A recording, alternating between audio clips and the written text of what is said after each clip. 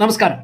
+1 പ്രവേശനത്തിന്റെ ഒന്നാം ഘട്ട അലോട്ട്മെന്റിന്റെ admission process പൂർത്തീകരിച്ചു കഴിഞ്ഞപ്പോൾ എത്ര ഒഴിവുകളുണ്ട്, അത് ഏതെല്ലാം ജില്ലകളിലാണ് തുടങ്ങിയ വിവരങ്ങൾ അറിഞ്ഞിരിക്കേണ്ടത് രണ്ടാം അലോട്ട്മെന്റിന് തയ്യാറെടുക്കുമ്പോൾ വളരെ ഗുണകരമായിരിക്കും.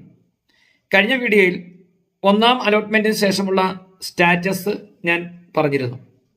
ഇപ്പോൾ രണ്ടാം അലോട്ട്മെന്റിന് മുന്നാടിയായി ഇനി അഡ്മിഷൻ കിട്ടാത്ത 1,68,295 അപേക്ഷകരാണുള്ളത്. ഇതിൽ ആകെ ഉള്ള ഒഴിവുകൾ 97,263 മെറിറ്റ് സീറ്റ് ഒഴിവുകളാണുള്ളത്. ഈ 69,034 ഒഴിവ് സീറ്റുകളിൽ 69,007 സീറ്റുകളും സംവരണ സീറ്റുകളാണ്. അതായത് വിവിധ കമ്മ്യൂണിറ്റിയിൽപ്പെട്ട സംവരണത്തിനുള്ള ആളുകളുടെ ഒഴിവുകളാണത്. പ്രവേശനം നേടാത്തവർ 27,077 സീറ്റുകളുണ്ട്, അത് ഒഴിവുള്ളതാണ്.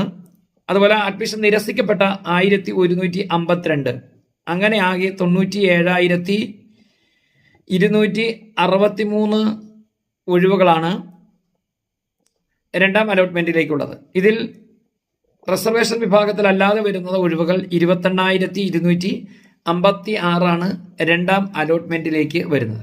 പക്ഷെ മൂന്നാമത്തെ അലോട്ട്മെന്റ് ആകുമ്പോൾ ഇതിൽ കൂടുതൽ ഒഴിവുകളുണ്ടാകും. കൂടുതൽ കുട്ടികൾക്ക് അഡ്മിഷൻ അവരാഗ്രഹിച്ച ഓപ്ഷനുകൾ ലഭിക്കുകയും ചെയ്യും. അപ്പോൾ രണ്ടാമത്തെ അലോട്ട്മെന്റ് പ്രോസസ്സ് ഉടൻ ആരംഭിക്കും. ഈ വിവരങ്ങൾ അറിഞ്ഞിരിക്കും. തിരിച്ചുള്ള കണക്ക് ഞാനൊന്ന് പറയാം.